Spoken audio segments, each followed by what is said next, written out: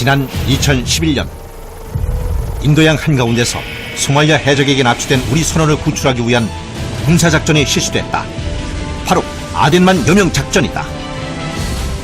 해적에게 우리 선원들이 인질로 잡힌 상황에서 구출작전을 성공한 사례는 그때까지 단 한 건도 없었습니다. 여명작전의 대원칙은 인질 21명을 전원 구출하는 것이 대원칙이고, 구출작전에 투입된 청해부대 특수요원은 불과 20여 명.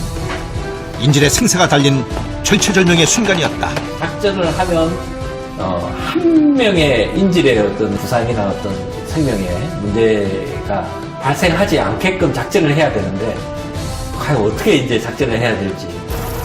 바다 한가운데서 생사를 건 7일간의 사투. 아덴만 여명 작전은 전투함 파병부대가 세운 또 하나의 이정표다.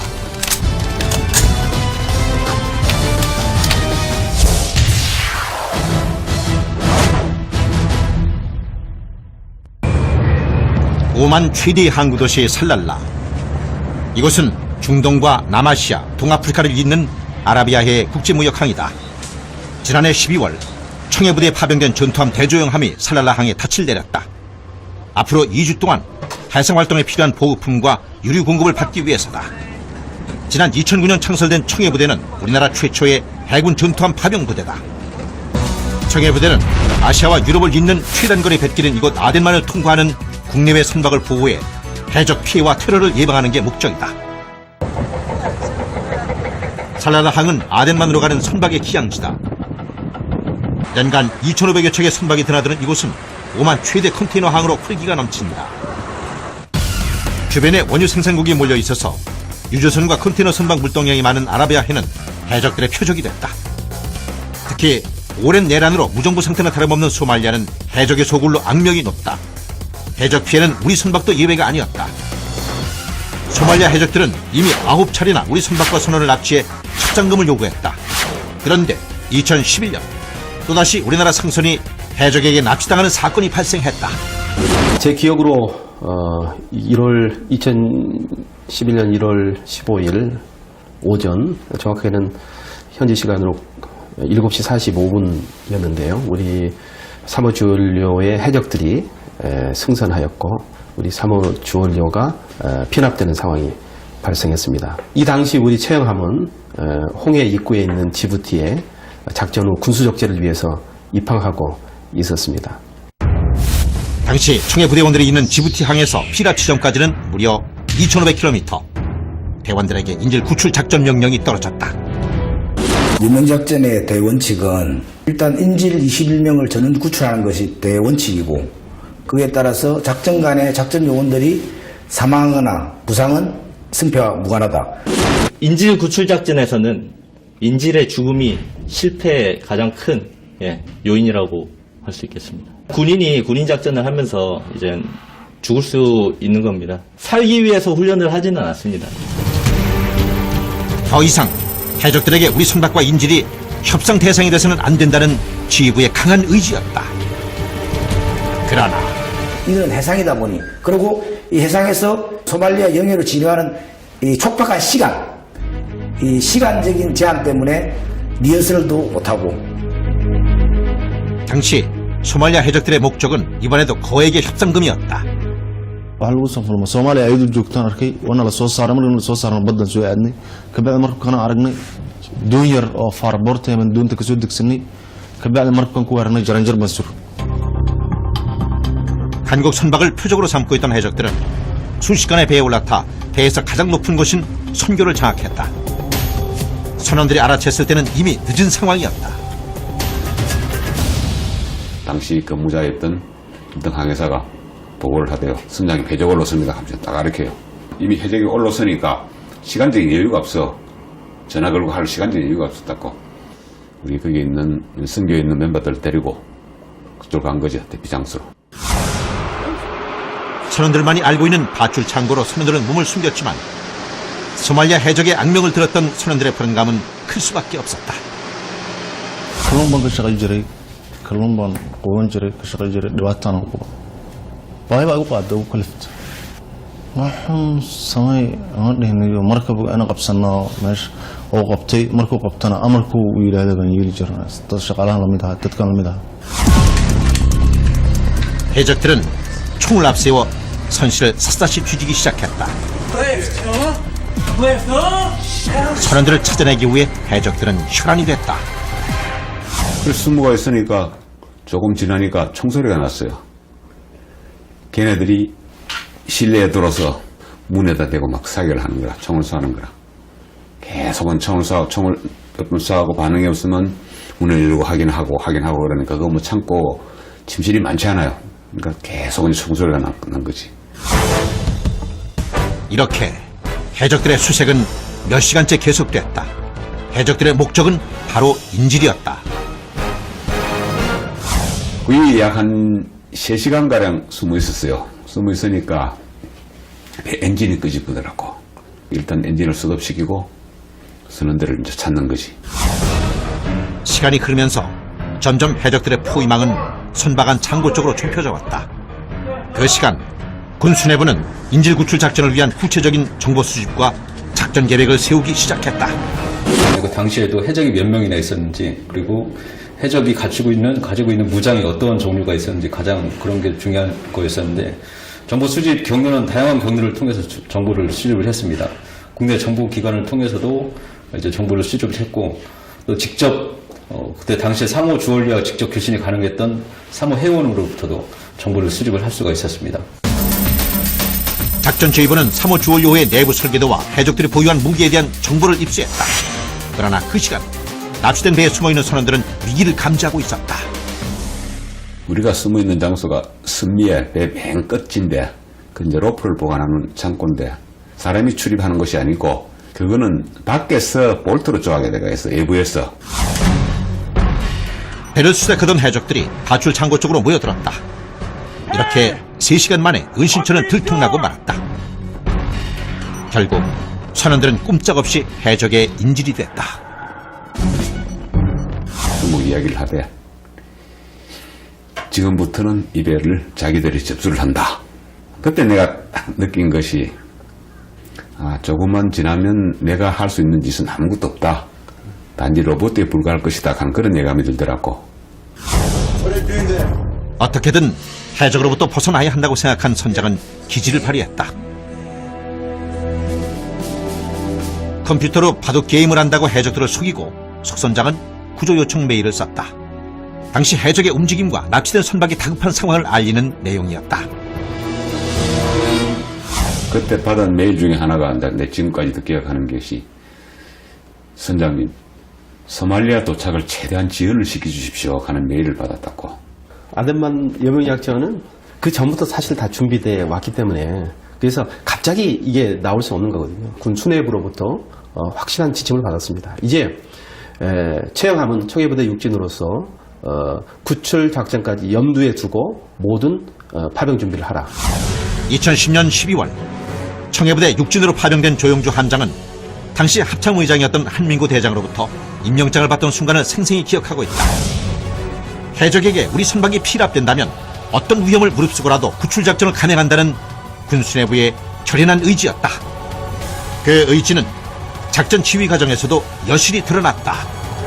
파병 부대는 합참에서 지휘를 하게 돼 있고 합참에서 모든 지휘권을 가지고 있는데 합참에서 지휘하는 것보다 해작사에서 지휘하는 것이 더 전문성이 있고 더 원활하다는 판단에 지휘권을 해작사로 넘겼습니다. 해군 작전사령부는 작전 대원들에게 필요한 정보를 수집해 청해부대에 보내고 작전 계획을 세우기 시작했다. 당시 지휘부는 바다 위에서 작전을 준비하는 대원들과 실시간 정보를 교환했다. 그 이후부터 이제 7일 동안 작전 준비를 했습니다. 진해에서 또 따로 수립을 해서 그 계획을 저희들한테 보내줬습니다. 그래서 선박 도면이랑 선박 사진 그리고 작전 계획까지 저희가 그거를 참고해서 군처 단위까지 작전 계획을 수립했고 아덴만으로 향하는 군함 위에서 청해부대 특수대원들은 해군 작전사령부를 통해 받은 피랍 선박의 도면을 익히며 작전 준비를 해나갔다. 선상 헬기장의 테이프로 선박 안 이동로를 만들고 선박 구조를 몸으로 익히는 훈련이 수없이 되풀이됐다. 저격수들은 달리는 선박 안에서 정확한 사격을 하기 위해 그네를 타고 사격을 하기도 했다. 인질을 잡고 있는 상황에서 인질이 아니라 해적을 제압할 수 있도록 하는 상황 훈련은 끝없이 계속됐다. 그 시각 납치된 선박 안에서는 석혜균 선장과 해적들의 두뇌 게임이 시작되고 있었다. 뭐가 그만한 총을 겨누면서 내한테 소말리에 가자 하더라고. 그래서 내가 야 그러려면 지금 엔진을 스타트 해야 되지 않느냐 하니까 스타트 하래. 그럼 우리가 할까 하니까 우리 보고 해래. 선장에게 운항을 맡긴 해적들을 보고 해적들의 배에 대해 잘 모른다는 것을 눈치챈 석 선장은 기지를 발휘했다. 항해사가 엔진실에 가서 전화하는 상황을 만들어 해적들에게 엔진에 문제가 생겼다고 거짓말을 했다. 선박에 대해 잘 모르는 해적들은 석 선장의 말을 그대로 믿었다.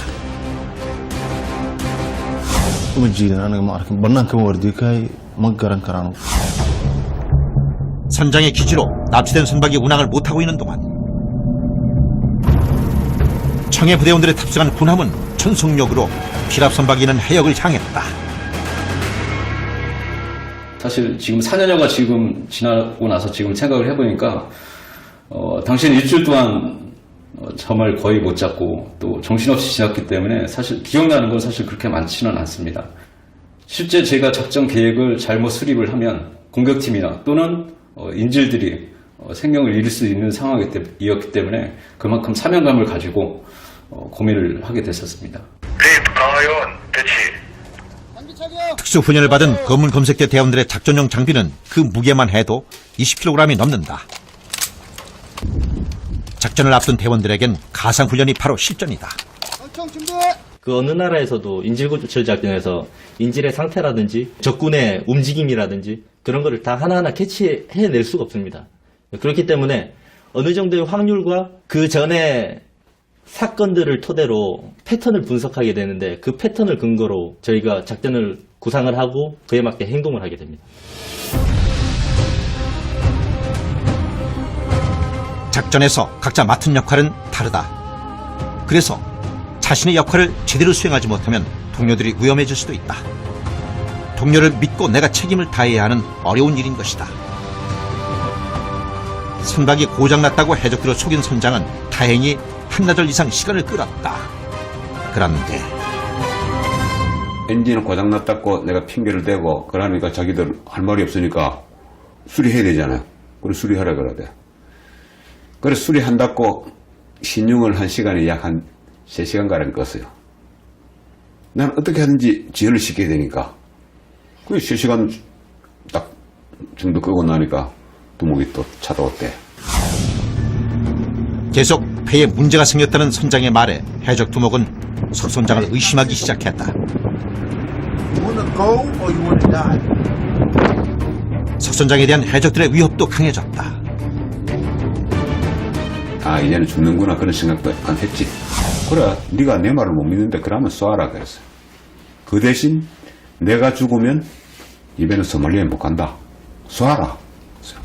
그래서 이제 거기서 이제 한 2시간 있다가 항해를 했지. 엔진을 스타트를 했지. 아주 최저속으로 운전을 했지. 나는 어떻게 하든지 천천히 가야 되잖아요. 피랍 사건이 발생한 지 이틀째. 그러나 당시 이 사건은 언론에 보도되지 않은 채 철저하게 비밀에 붙여졌다. 3호 주얼리 피납 발생 3일 전에 덴마크 무기 수송선이 해적에 피납되는 상황이 있었습니다. 이때 해적들이 선박은 놔두고 선원만 이렇게 납치해가지고 소말리아로 이동한 상황이 있었습니다. 그래서 혹시나 우리 3호 주얼리호도 그러한 유사한 방법으로 선원들만 이렇게 모선으로 납치해가지고 이동하는 상황이 있을 수 있기 때문에 lacag baa la qaweyd laga qaadana lacag baa la weydiisanaya waxa taliyo waaso meesha ku xiran lagu xiray anigu shacban ka ahay 3호 주얼리 사건, 피납 사건이 발생하기 한 해 전에 2010년도에 3호 드리머가 마찬가지로 피납됐습니다. 그 업체에서 상당한 협상금을 주고 우리 선원들을 구출해 온 적이 있습니다. 그 이후에 우리 국기가 상당히 손상이 됐습니다. 바꿔 말하면 돈을 주고 우리 선원들을 구출해야 되는 그런 상황이 됐기 때문에 또 이번에도 우리 3호 주얼리호가 피납이 된다면은 그 다음엔 돈으로밖에 해결할 수밖에 없고 모든 한국 선박은 다 피납의 표적이 될 것이다 라고 하는 굉장한 부담이 있었습니다. 그런 것 때문에 이거는 국가의 위상과도 관련되고 또 앞으로 계속 표적이 되기도 하기 때문에 반드시 구출을 해야 되겠다로 하는 어떤 군의 임무다라고 생각한 것입니다. 소말리아 해역에 해적들이 급증한 것은 지난 2008년. 해적 피해가 잇따르면서 2009년부터는 세계 각국의 해군이 군사력을 동원해 대응하기 시작했다. 그러나 2010년에는 그 위협이 최고조에 달했다. 이런 분위기 속에서 해적과 맞선 3호 주월 6호 인질 구출 작전을 소리 없이 도왔던 것은 언론이었다. 3호 주월 구출 작전을 펼 때 군에서 언론에 대해서 보도 자제 요청을 했습니다. 전문 용어로 엠바고로 표현하는데, 엠바고를 요청한 이유는 이 작전이 사전에 언론을 통해서 알려줄 경우에 해적들도 대비를 하지 않겠습니까? 이제 그런 점에서 그 구출의 작전에 참여한 장병들의 안전은 물론이고 인진들의 생명도 굉장히 위험할 수 있다. 그런 측면에서 이제 요청을 했었죠. 사상 초유의 인질 구출 작전은 이렇게 비밀리에 진행됐다. 작전을 책임지고 있던 지휘부는 철저한 보안 속에 세계 각국과 연합체계를 이루면서 협조를 이끌어냈다. 연합작전들로부터 협조를 받는 것은 매우 중요했습니다. 그러한 연합작전 체계를 구축했기 때문에 바로 우리가 요청하자마자 아덴만 부근에 있던 미 항공모함에서 F-18 항공기가 바로 이륙해가지고 3호 주월 피납 현장에 초계 비행을 실시하고 파키스탄 바보함이 우리 3호 주월을 감시해서 추적할 수 있도록 협조를 할 수 있었습니다. 4,500톤급 구축함인 최영함을 타고 청해부대가 피랍 해역에 도착할 때까지 석 선장은 시간을 벌기 위해 할 수 있는 모든 방법을 총동원했다. 납치된 지점에서 정상적인 속력으로 가면 소말리아 연안까지 이틀 반? 내한테 이제 푸시를 하는 거지, 빨리 올리라고. 나는 이 핑계 저 핑계 되면 계속 천천히 제일 밑에 단계야. 선박 연료는 되게 뻑뻑하잖아요. 그래서 히팅을 시켜야 되니까 아직 히팅이 안 됐다, 우밍 안 됐다. 그러니까 우밍 되면 올릴게. 하면서 이제 시간을 잴 거지. 계속 배가 제대로 속도를 내지 못하자 해적들은 초조해지기 시작했다. 그러나 석 선장은 다시 한번 기지를 발휘했다. 컨트롤 레버를 딱 잡는 순간에 뭐가 눈에 뻑쩍하는 거라. 대형 엔진에는 이 레드존이라고 운전을 하지 말라는, 피해가라는 표시를 하는 그 기대가 있어요. 레드존이라고. 배 안에 경보음이 울려 퍼지자 해적들도 당황했다. 이렇게 또 한 번의 위기를 넘긴 석 선장은 다시 시간을 끌 방법을 찾았다. 그거 이제 또 이제 배 침도를 돌릴 뻔한 거지. 걔네들이 정남으로 가는 거는 180도 전에 났지만 고서 나는 300도로 돌릴 뻔했어요. 소말리아로 향하던 배는 다시 오만 쪽을 향해 나아가기 시작했다. 석 선장은 마음속으로 쾌재를 불렀다. 그때 이제 이틀째 정상적으로 내려갈 때 그때 우리 체행함이 뒤에 이제 왔지. 사건 발생 3일째 되던 밤, 마침내 청해부대 대원들이 탄 전투함이 납치된 선박이 있는 아덴만 인근 해역에 그 모습을 드러냈다. 시간으로 17일 야간에 저희들이 약 한 90마일 정도 떨어져 있을 때 준비를 해서 나가서 3호 주월 2호를 처음으로 식별을 하고 해적들이 위치하고 있는 것도 먼저 확인을 하고, 납치당한 선박 주변을 해상작전 헬기가 정찰하자 해적들도 점점 난폭해지기 시작했다. 본능적으로 위기를 감지한 것이다. 걔네들이 먼저 불안을 느꼈어. 얘네들은 빨리 배를 가지고 소말리아 연안에 갖다 놔야 안심을 하거든. 그렇잖아요. 그러다 그때 발견한 것이 몽골 선박이라 보트를 내려달래. 그래 이제 보트를 내려주니까 해적 5명이 납치조로 갔다고, 납치하러. 3호 주월 6호가 고장났다고 생각한 해적들은 인근에 있던 몽골 선박을 납치하기 위해 일부 해적들이 빠져나갔다. 이 모습이 인근에서 해적들의 동향을 살피던 청해부대 대원들에게 포착됐다. 3호 주월리에서 백기를 흔든다. 청해부대에서 저희들한테 문자망으로, 그러면 실시간으로 저희들이 보는데 백기를 흔들기 때문에 접근해서 투항을 하는 것 같다라는 이야기를 듣고, 그러나 그것은 해적들의 속임수였다. 투항하는 줄 알고 대원들이 공격을 잠시 멈춘 사이 해적들의 무차별 공격으로 우리 대원들이 부상을 입는 상황이 발생했다. 검문검색 대장 포함해서 3명이 총상을 입었죠. 그때 이제 우리 유티원들이 이제 부상을 당했지 않습니까? 당했는데 서로 치료를 미루더라고요.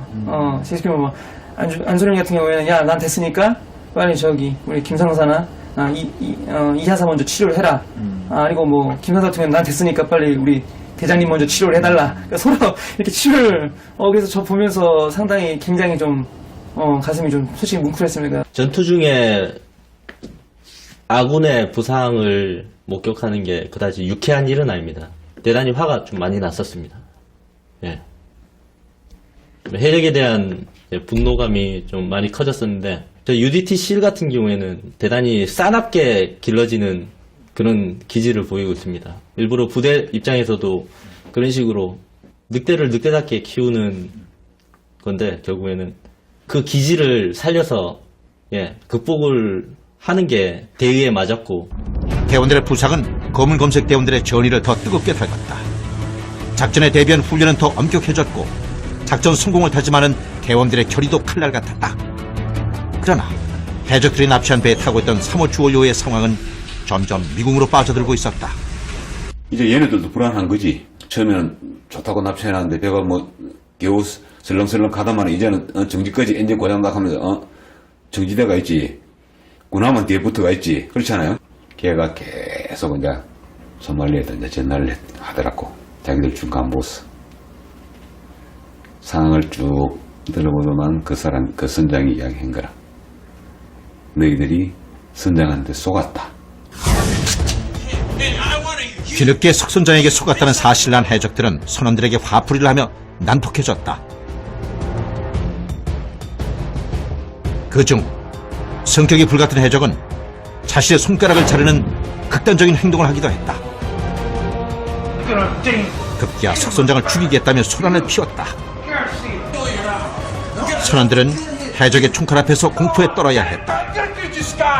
해적들은 자신들을 공경에 빠뜨린 석선장에게 분노와 위협을 가했다. 결국 석선장은 격리됐다. 그 시간 작전 지휘부는 촉각을 다투는 인질 구출 작전 시기를 놓고 고민하고 있었다. 실제 작전 개시 시간에서도 모두 지혜를 모았습니다. 가장 우리가 전투를 개시할 적합한 시간은 언제냐. 군의관 의견이 새벽이 사람이 무기력해지고 어떤 집중력이 떨어지는 그런 시기라는 전문적인 조언을 받고, 그러면 새벽 시간대에 작전을 개시한다. 현재 시각 새벽 4시 46분. 동트기 직전 작전을 위한 모든 준비가 끝났다.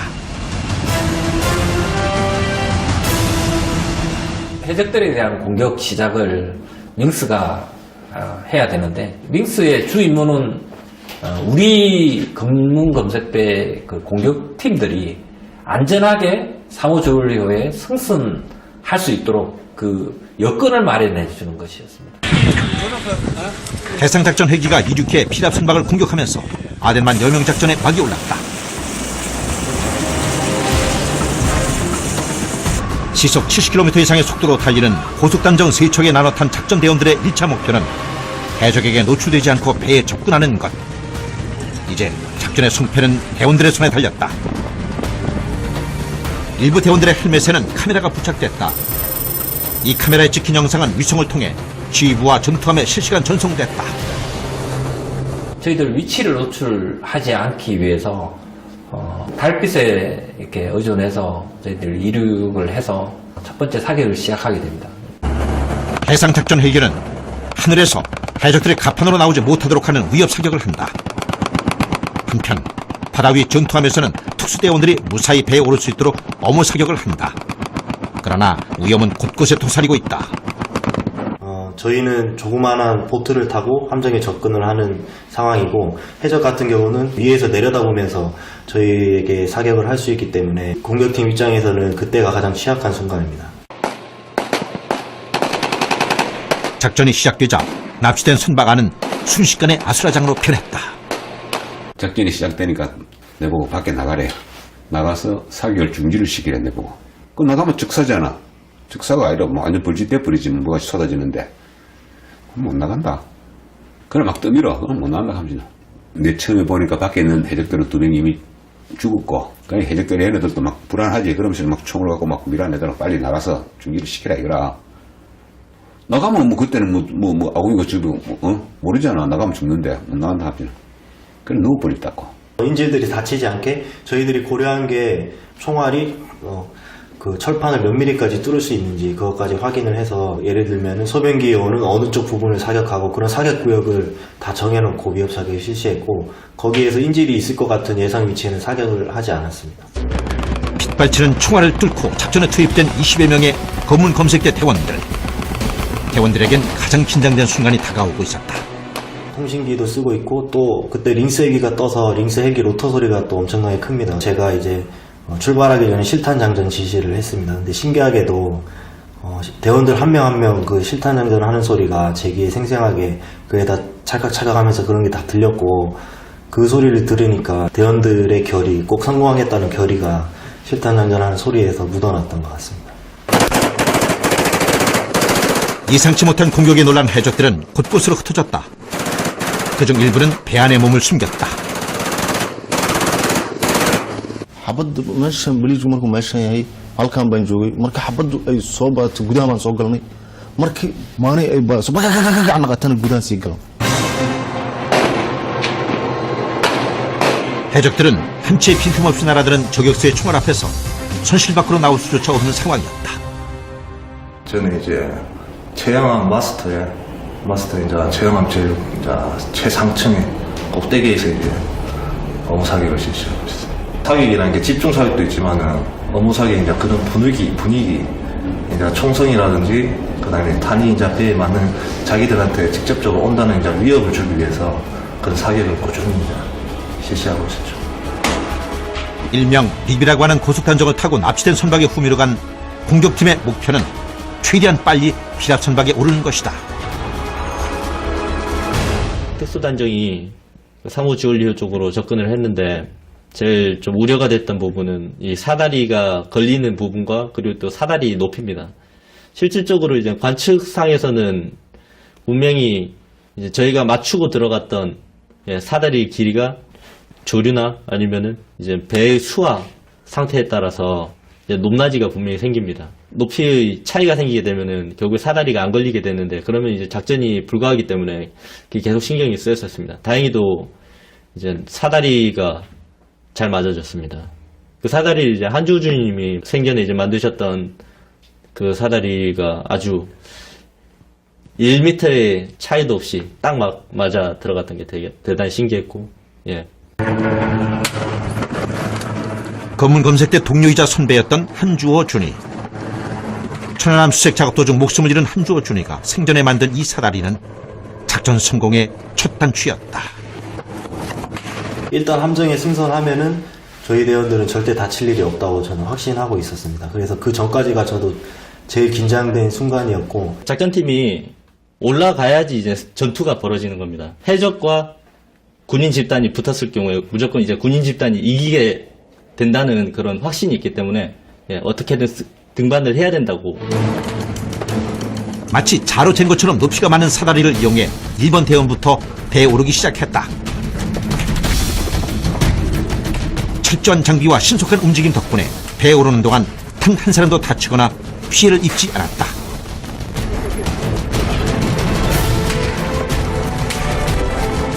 완벽한 등반이었다. 작전에서 가장 힘든 고비를 넘긴 것이다. 승선을 완료했다라는 소식을 딱 들었는 순간 이 작전은 성공했다라고 저희 생각을 했었습니다. 납치된 배 위에 올랐지만 한시도 방심할 수 없다. 설계도를 보고 수백 번도 넘게 도상 훈련을 했지만 도면과 실제 현장은 다르기 때문이다. 언제 어디서 해적들이 나타날지 모르는 상황에서 한순간도 긴장을 늦출 수 없다. 올라가자마자 해적을 발견을 했습니다. 그래서 이제 권총으로 제압을 했고 또 이제 계속 경계 임무를 실시하는 과정에서 제 등 쪽으로 동료들이 한두 명씩 붙는 게 느껴져서 대단히 이제 갑판상에서 마음이 좀 많이 놓였던 그런 기억도 있습니다. 배에 오른 대원들은 배에서 가장 높은 곳 선교로 향한다. 선교를 장악해야만이 선박을 마음대로 조종할 수 있기 때문이다. 작전 당시 대원들의 헬멧에 장착된 카메라에 찍힌 이 화면은 당시 대원들의 긴장감과 치밀함이 고스란히 전해진다. 이 팀이 선발등록을 완료하고 기동할 때까지 이제 주원료 선미 위원을 경계를 하고 있었고, 경계 중에 선미 쪽에서 해적이 식별돼서 바로 사격을 해서 제압을 했었고, 대원들이 소리 없이 움직이는 동안 배 안에서는 일촉즉발의 위기 상황이 발생했다. 이런 사건이 선장 때문에 일어났다. 그 때문에 선장을 죽이려고 지가 내 차단해고는 눈이 마주치는 순간에 빠박 쏴버리대. 작전 중 돌발 상황은 불가피하다. 그 어떤 실수도 용납할 수 없는 상황. 그러나 이런 상황 속에서도 대원들의 머릿속에는 오로지 단 한 가지 인지를 구출해야 한다는 생각뿐이었다. 막상 이제 승선하고 이제 작전을 할 때는 그렇게 겁난다는 감정은 없었습니다. 최고 중요한 게 인질 구출. 그거를 위해서 일단은 납치된 선박 안에서 벌어지는 모든 상황은 대원들의 카이샷을 통해 작전 지휘부에 실시간으로 전송됐다. 저항하는 해적들을 제압하는 현장까지 모두 생생하게 전달됐다. 오케이.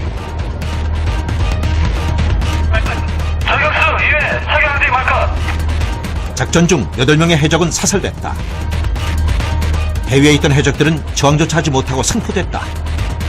일부 해적들은 생포했지만 문제는 인질로 잡힌 선원들의 상태였다. 최초로 본 인질이 석혜균 선장님이셨습니다. 예. 인질을 처음에 보고 약간 좀 환희에 차야 되는데 그런 거 없이 좀 불안감이 많이 엄습했습니다. 자국민이 먼 나라에서 그것도 이름도 모르는 바다 위에서 그렇게 피 흘리고 쓰러져 누워있는 것을 보고 좀 많이 마음이 다급해졌었습니다. 어떻게든 살리고 싶었죠.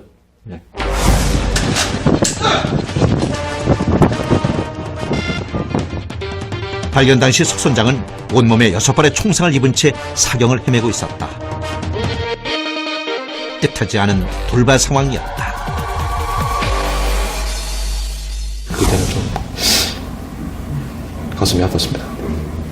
갑자기 이제 무전으로 부상자 발생이 이제 무전 연락이 왔죠. 그래서 근데 속으로는 막 심장이 막 벌렁 이제 과연 얼마나 다쳤을까, 누가 다쳤을까 했는데 이제 선장이 부상을 입었다. 해적이 쏜 총에 의해서 부상을 입었다라는 얘기를 들은 것 같아요. 당시 한 대원이 가지고 있던 개인 응급 장비로 지혈을 하고 응급처치를 했다. 뜻하지 않은 환자 발생으로 작전 계획도 수정이 불가피했다. 저희가 선교만 먼저 진압을 한 상태였기 때문에 나머지 잔여 해적들이 있을 수도 있고 그만큼 잔여 위협이 저희한테 남아 있었습니다. 원래 절차대로 하면은 선교를 장악한 다음에 내부 수색을 들어가야 됩니다. 그래서 잔여 해적들이 있는지 없는지 다 수색하고 필요하면 또 사살하고 생포하고 이런 절차를 거쳐서 선박이 완전 장악되게 되는데 속 선장님 상태를 보니까 좀 위중한 상태라고 판단이 돼서 잔여 위협이 남아 있었지만 선장님을 치료하는 게 우선이다. 환자를 가장 신속하게 이동시킬 수 있는 방법은 헬기다. 그러나 3호 주얼료에서는 헬기 이송이 불가능했다. 긴박한 상황이었지만 안전한 방법을 선택해야 했다.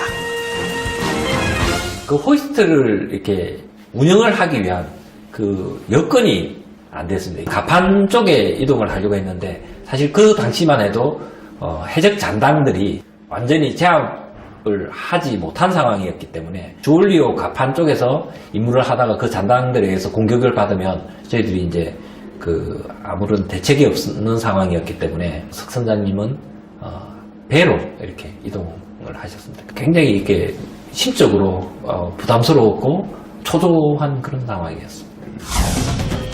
일부 대원들이 구출한 선원들의 신원을 파악하는 동안 석 선장은 고속함정에 태워 최영함으로 이송했다. 무엇보다 전문 의료진의 응급조치가 시급했기 때문이다. 한미 쪽에서 이제 석혜균 선장 올라온 거를 봤는데 부상 정도가 꽤 심하더라고요. 거기다가 이제 막 붕대까지 감고 오니까 이게 사실 잘못하면 죽겠구나 이 생각을 많이 했습니다. 현장에서 UT 대원들이 응급 조치하고 체험이 후송되자마자 즉각적으로 우리 군의관이 그런 응급의약품을 이용해서 처치를 하고 같이 군의관이 미 헬기에 같이 이동해서 조치를 했기 때문에 우리 석 선장님이 우리의 생명을 구할 수 있었다고 생각합니다. 한편 대원들은 3호 주얼료의 격실을 수색하기 시작했다. 남아있는 해적 잔당을 찾아내 해적의 공격을 완전 차단하기 위해서다. 이 과정에서 숨어있던 마호메드 아라이를 찾아냈다.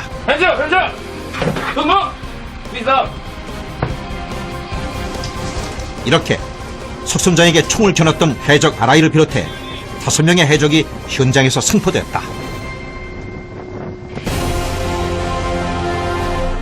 ma ujeedan aniga saxaabada markii la dilay laakiin in la dilay waa arkayo waa la geeyo jeebabkooda fura ka rabaarina la yiriyo 시체거만 하러 이제 갔는데 소위 말하는 이제 치명상을 줄 수 있는 부위, 그러니까 이런 기도라든지 심장 또는 이제 이 미간 같은 이런 부위에 다 총상이 박혀 있더라고요. 뭐 어디 뭐 무차별 사격같이 뭐 총상이 다 난 게 아니라 딱딱딱 필요한 곳에 딱 2발 또는 3발 정도의 총상만 있지. 저는 보면서 진짜 우리나라 이 특전대, 특히 UT 대원들의 이 사격 솜씨가 대단하구나. 그래서 뭐 혹자는 뭐 우리 군인들이 뭐 전쟁 한번 안 치르고 실전 한번 안 해봤는데 전쟁 제대로 치를 수 있겠어 막 이 생각을 하지만 해적들 시체를 거만하면서 우리 참 UT 대원들의 실력이 대단하고 한편으로는 참 마음이 든든했죠.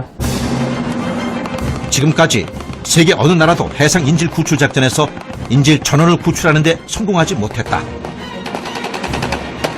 피랍 이후 7일간 대한민국 군이 주축이 되어버린 최초의 해상 인질 구출 작전. 이것은 모험이었다. 그러나 인질로 잡힌 선원 21명을 모두 구출해 작전을 성공으로 이끌었다. 작전에 직접 투입된 대원은 불과 20여 명. 아델만 여명 작전은 해외에 파병된 군이 군사작전을 통해 우리 국민을 구출한 최초의 성공 사례였다. 다 확인되고 나서는 대원들이랑 이렇게 한 명씩 다 포옹을 했습니다. 말로는 안 하더라도 이렇게 안으면서 제가 그런 마음을 전달하고 또 그 대원도 저한테 수고하셨습니다 이런 마음이 전달된 것 같습니다. 해적은 총 13명으로 거기에서 확인했습니다. 수색 완료했습니다. 수색 완료. 현 시간부로 수색 완료됐습니다. 수고하셨습니다. 수색 완료 보고를 받는 순간 당시 풍기철 해군 작전사령관을 비롯한 지휘부는 환호했다. 전투함을 최초로 해외에 이제 파견해가지고 이제 작전에 이제 수행을 했다는 측면에서 굉장히 역사적인 그런 의미를 갖는데 우리 해군이 대양 해군으로서 그런 위용을 보였다는 그런 그 측면에서 굉장히 그 의미가 있다고 할 수가 있겠습니다. 소말리아 해적으로부터의 인질 구출 작전은 끝났지만 해적에게 부상을 당한 속선장의 상태는 점점 악화되고 있었다. 그는 오만 현지 병원으로 후송됐다. 오만 보건부 산하 왕립병원으로 살랄라에서 가장 큰 규모를 자랑하는 술탄 카부스 병원은 당시 속선장이 치료를 받은 곳이다. When he comes, he was conscious. He can talk, and he bleeds a lot. So we have to give him a lot of blood, and we have to take some blood test for him and take him to the resuscitation area where we can make things, taking the X-ray, put him the cannula. 석선장의 상태는 심각했다. 석선장 치료는 한국과 오만 양국 정부 차원의 협조와 배려 속에서 이루어졌다.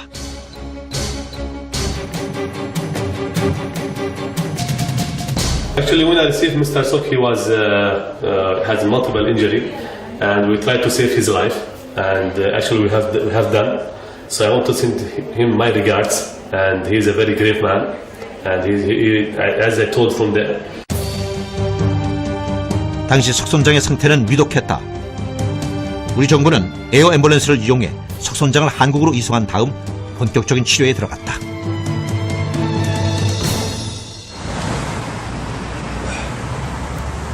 석혜균 선장은 치료를 맡았던 이국종 교수를 지금도 생명의 은인으로 여긴다. 안녕하세요. 잘 지내셨어요? 일상생활을 하는 데는 불편함이 없지만 6발의 총알이 뚫고 지나간 흔적은 아직도 온몸에 고스란히 남아있다.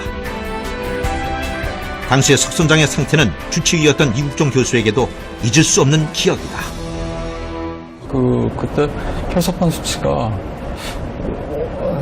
3, 4만, 하여튼 5만이 안 됐던 걸로 기억해요. 그것도 그 현지에 있는 청해부대원들이 피를 뽑아서 그 피 성분 중에 그 몇 가지 성분을 걸러가지고 현장님한테 계속 투여를 한다는데도 밑 빠진 독에 물 붓기처럼 환자분이 그러니까 이제 그 악순환의 고리에 이제 빠져 들어간 거예요. 일단 총상을 당한 다음에 해군하고 미군하고 공조작전을 잘 해서 비교적 단시간 내에 환자분을 수단 카부스 병원까지 잘 이송을 했고. 현장에서 살포된 5명의 해적들은 우리나라에서 재판을 받고 현재 복역 중이다. 해적들은 대부분 적게는 10년 이상, 많게는 무기징역을 선고받았다. 해적들이 수감되어 있는 대전교도소. 수감자들이 직업훈련을 받는 작업장 한켠.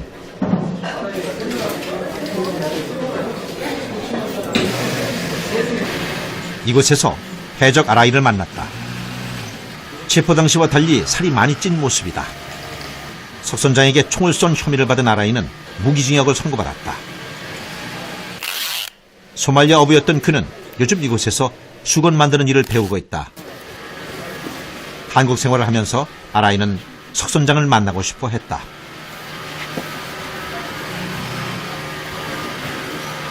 waxaan siinayaa kabtanka marka la kulmo raaligelin baan ka bixinayaa oo raaligelinayaa kabacdina macnaha inaan aanan dilin aniga oona wax u geysan dhibaatadii soo gaartana aan ka xumay anigana aanan u geysan waana u sheegaya inaan anigu dhibaato aanan u geysan oona dilin oona wax dhibaatadiisa aanan ka shaqayn oo u sheegaya.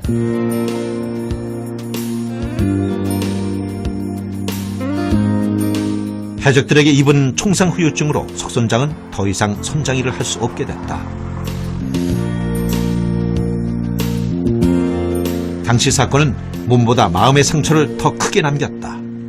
물론 뭐 어떻게 생각하면 그런데 PTSD를 빨리 극복하려고 하면 이 마음을 털어버려야 빨리 극복이 되니까 또 뭐 그래도 또 어떻게 보면 자기 먹고 살려고 한 짓인데 그렇잖아요. 막 속에 가지고 있는 것보다는 쉽게 말하면 둘둘 털어버리는 거죠. 그래야 마음에 이 옹알이가 없어야 빨리 나도 그걸 극복을 할 수 있잖아요. 2015년 1월 석혜균 선장은 대전행 기차에 몸을 실었다. 그에게는 언젠가 한 번은 만나야 할 사람이 있기 때문이다.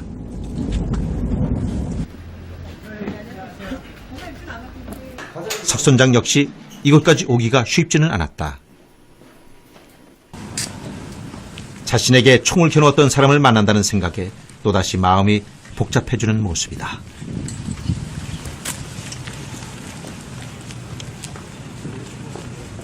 원하다구나. 표현할 수 없어. 좀 묘하네요.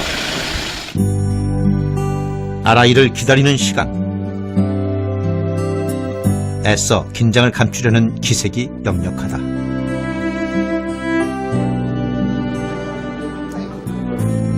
석 선장이 찾아왔다는 소식에 해적 아라이도 놀라긴 마찬가지.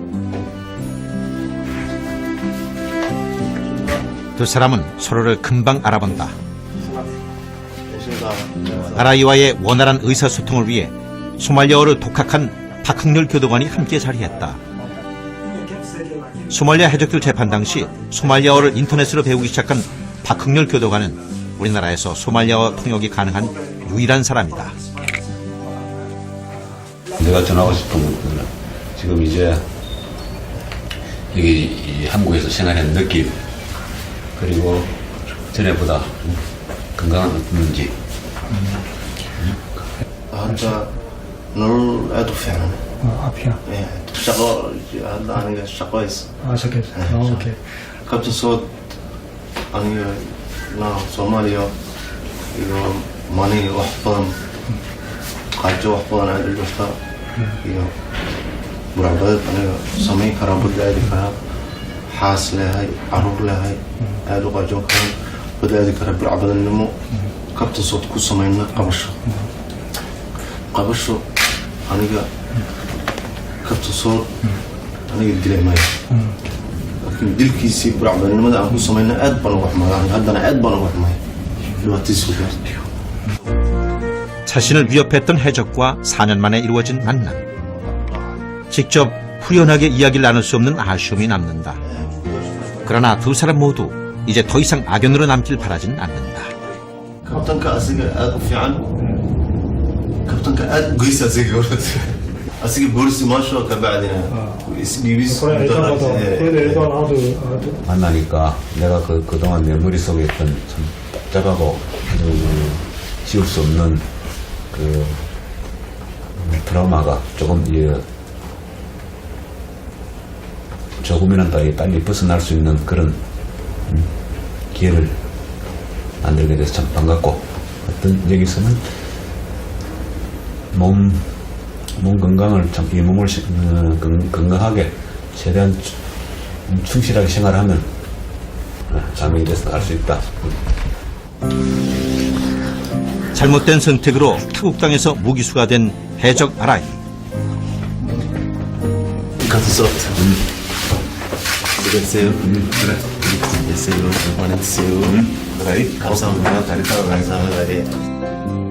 사 년 만에 이루어진 두 사람의 짧은 만남은 이렇게 끝이 났다. 뭐 나는 조금 떨릴 줄 알았는데 별로 떨리는 거 없네. 착잡하고 또 가슴속하고 머릿속에 거의 해적들에 대한 그 잔인했던 그런 기억들이 얘를 만남으로써 좀 사라지는 것 같네요. 약간 언젠가는 이걸 빨리 떨치풀이야지 했는데도 그게 잘 떨치지 않고 계속 기억이 맴돌았거든. 근데 오늘 그 만나고 보니까 이제는 잊어도 되겠구나 그런 생각이 들어요. 좀 불연한 기분이 들어요. 한반도의 40배가 넘는 광활한 해역에서 연간 500척의 선박을 호송하고 보호하는 청해부대. 이곳에 파병된 300명의 군인들에겐 우리 국민을 지킨다는 자부심이 있다. 그것이 바로 아덴만 여명작전을 성공으로 이끈 원동력이었다. 바로 대한민국이 2011년 1월 저 먼 바다에서 하나의 그 강력한 국가임을 과시한 사건이라고 볼 수가 있습니다. 사실 그 이후에 해적이 한국배 납치하지 않았습니다. 한국배 건드리면은 자기네들한테 좋을 거 없다는 것을 이제 가르쳐 준 것이죠. 우리나라 최초의 전투함 파병부대인 청해부대. 지금 이 순간에도 청해부대원들은 먼 바다에서 우리 선박과 국민의 안전을 지키기 위해 경계를 늦추지 않고 있다. 가장 위험한 바다를 지켜내는 대원들. 이들은 이 바다에서 또 하나의 신화를 만들어가고 있다. 그동안 청해부대의 어떤 그 업무 지원을 통해서 청해부대 활동을 지켜보니까 청해부대의 활동이 특히 아덴만 여면 작전 때 우리가 큰 대성공을 거두면서 그런 어떤 타국 해군들한테도 이런 작전을 수행할 수 있는데 용기를 불어내주고 전범이 됐고, 이런 활발한 활동을 통해서 해적들이 현저하게 지금 줄어드는 것이 관찰이 됩니다. 그래서 지금 해적들 활동이 저하된 것은 이런 우리 청해부대를 비롯한 연합 해군들의 어떤 활동의 결과로 봅니다.